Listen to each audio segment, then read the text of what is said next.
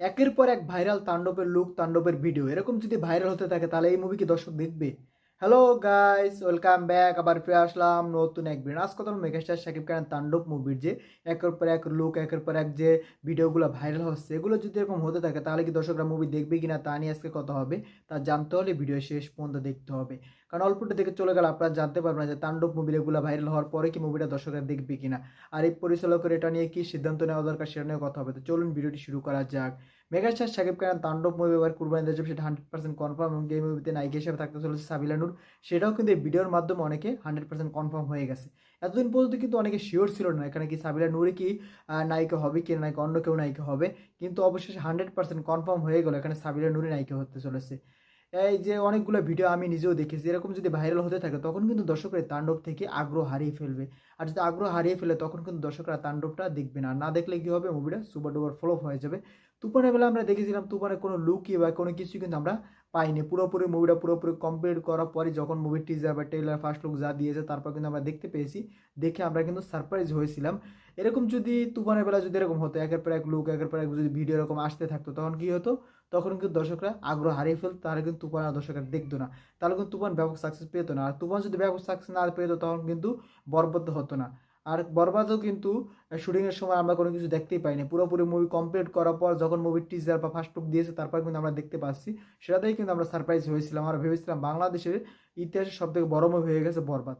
এখন সেই বরবাদকে টপ করার জন্যই কিন্তু সবথেকে বড় বাজেটের মুভি তৈরি করতেছে তাণ্ডবের, সবথেকে অ্যাকশন ম্যাকশন সব কিছু থেকে সবথেকে বেটার করার চেষ্টা করতেছে।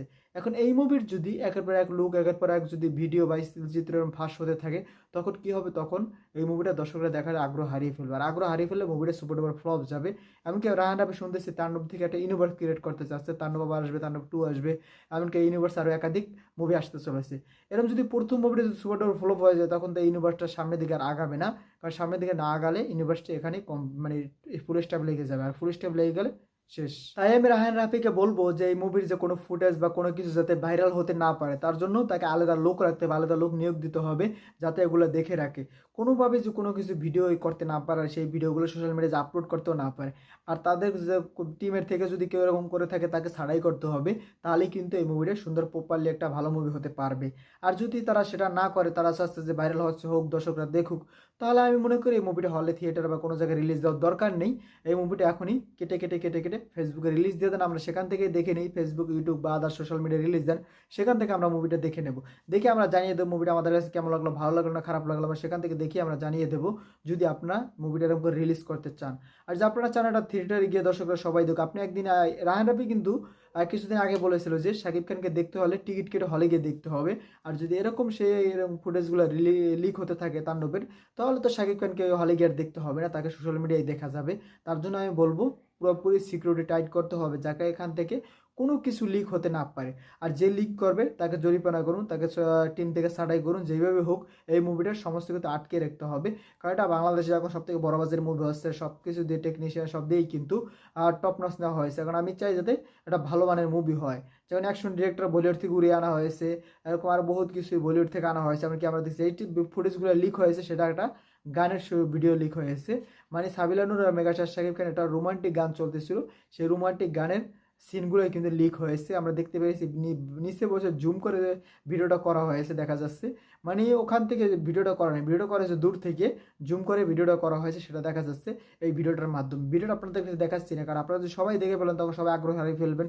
ভিডিওটা আমি দেখেছি, ওই পর্যন্ত শেষ, আপনারা কেউ আর ভিডিওটা দেখার চেষ্টা করিয়েন না। যদি আপনারা সবাই এরকম ভিডিওগুলো দেখতে থাকেন তখন কী হবে, ওই ভিডিওগুলো রিচ বেড়ে যাবে, ওই ভিডিওগুলো বেশি বেশি দর্শকের কাছে পৌঁছে যাবে।